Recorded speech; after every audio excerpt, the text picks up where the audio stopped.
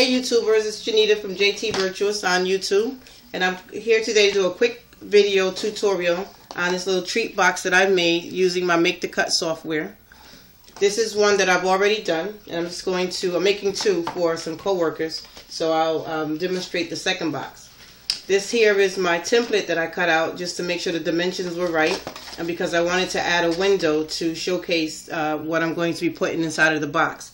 So in the Make to Cut software, I downloaded this template for the box from the gallery, and that's a bunch of files from other users who've uploaded what they've created, and you can access them for free. If you have Make to Cut software, it's in there as a large cookie box.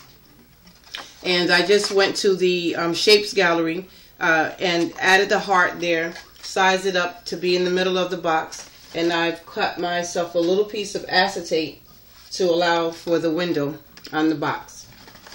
So I'm just going to put this box, assemble this box, and show you what I've done to create the box that I've made. And this is my final work with the acetate window.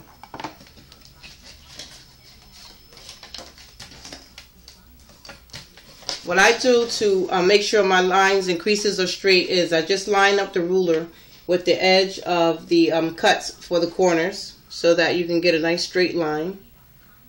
And because you want the box to fold with the mountain on the inside, you want to make sure you score on the outside of the box.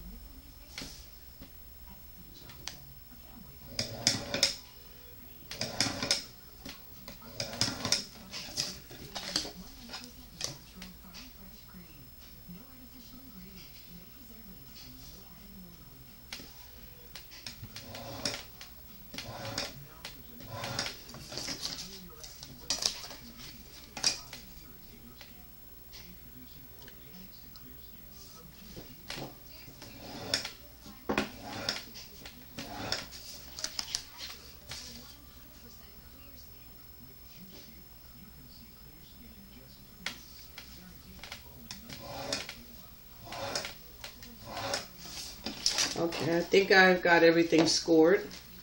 Now before I actually assemble the box, I'm going to adhere the piece of acetate for the window right on here, because I don't want to try to wait until after it's done. So it's better to do that whilst the box is lying flat. And by the way, everything that I cut, with the exception of the acetate, I cut on my Cricut with the Make to Cut software, and I just used my acetate that I had available to me in my stash. Got some ATG glue on my glass here.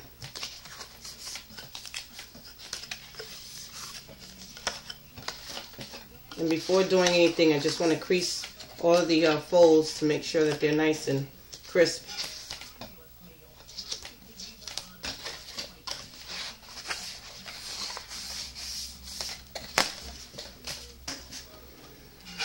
The heart measures roughly 3.5 by 3.5, or a little bit shorter actually than 3.5 by 3.5. So that's what size I cut my acetate out on. And you want it with this. I don't have the 1/4 inch ATG size, so you want to kind of roll it offset a little bit so it doesn't really get inside of the box or too much into the window.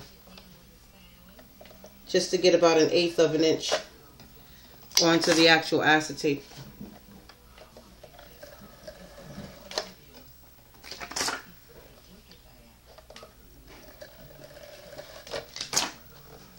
Okay, now before I go ahead and adhere it, I'm going to actually, I have some powder or cornstarch that I try to keep available to keep glue from being sticky products.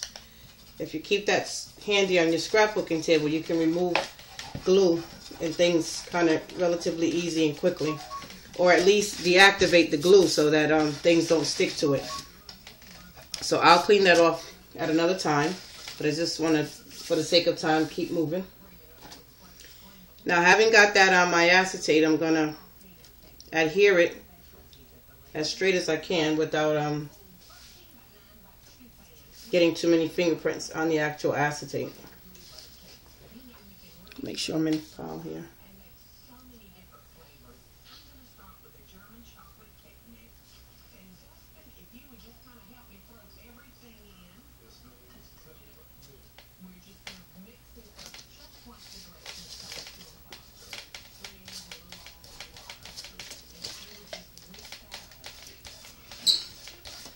Okay, now I'll again apply some of my cornstarch because what's going to be in the box is edible.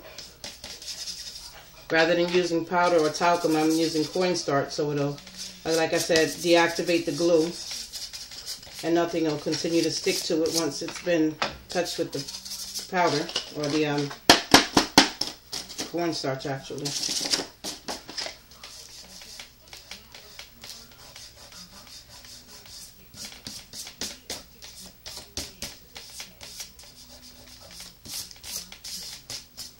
When I used to work at a bakery, they used to stick down the things like this with cornstarch. But of course they were using cardboard or heavier material. I don't want to have the sugar absorb up into the paper and then subsequently make a mess of my box.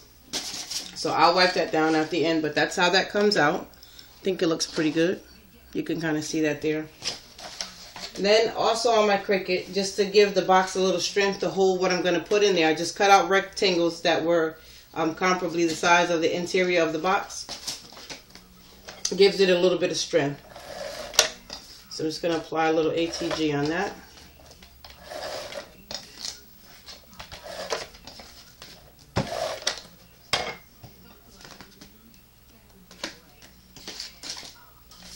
And you want to just look at the edges of your box so you can kind of get it right inside without it interfering with the fold of the box. I think I went with the one that I made bigger. Hold on. Might be the wrong one. Let me make sure, because I had readjusted the size so that it would be a little bit more snug, and then it was too big. So that one was actually the one that was a little bit bigger, which I'll use for something else. Maybe a photo mat or something.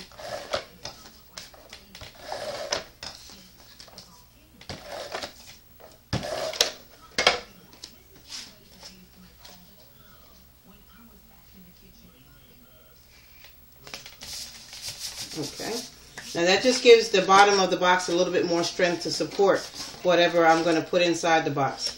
The tricky part with this particular file, I'm not sure if the person who designed it had in mind when you close it up, or maybe I even have it backwards. It might have even been meant to have this as the top, but just so that the top of the box, I'll show you on this one.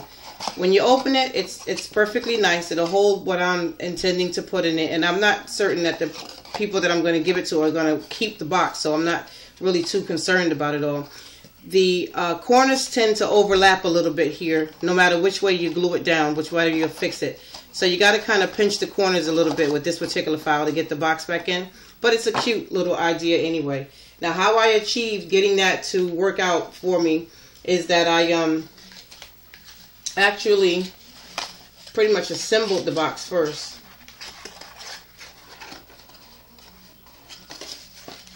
But on this one, since I know what I did, I'll just go ahead and glue it for the sake of time. But I put the glue on the corner tabs, the little flaps here.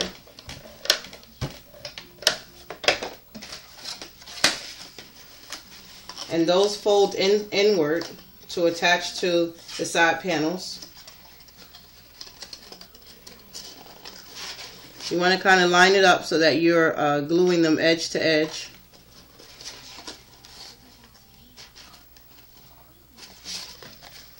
Give it a little pinch. On this side, I believe, these side panels are folding in to glue to the bottom of the box. I should turn it that way. They're going to actually fold in this way and are subsequently glued to the bottom of the box.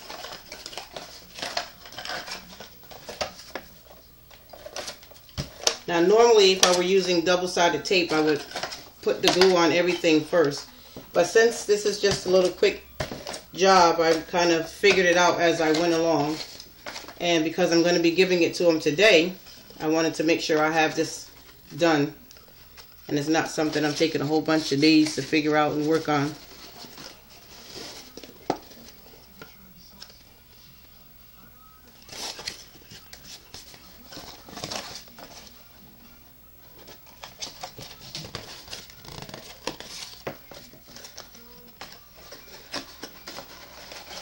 And then what I did was I closed the box down.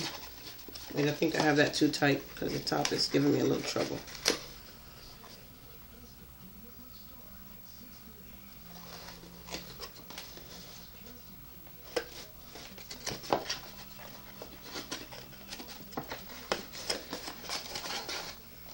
Now before I glued the front portion of the box closed, what I did was, which I did on the outside, right?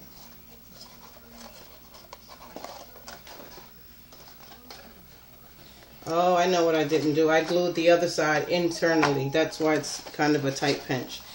But on this one, this part, I'm going to actually glue on the outside. That'll let the box top rest in there a little bit more comfortably.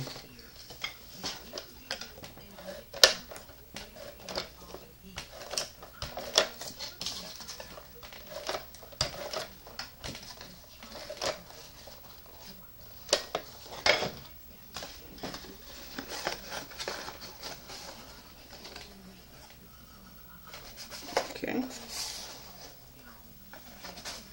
And there we have another cute little treat box.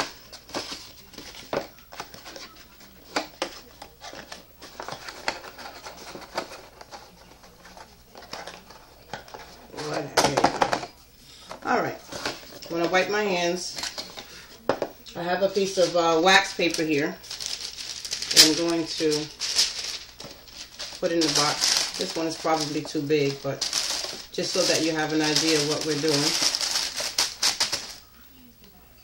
And I also have some homemade chocolate covered pretzel. This one has candy on it, peppermint candy actually. They're starting to sweat because I left them in the freezer just to harden since last night. But these are the treats that'll go inside the box. So after I wash my hands and put them in the box, I'll come back and show you what the final product looks like.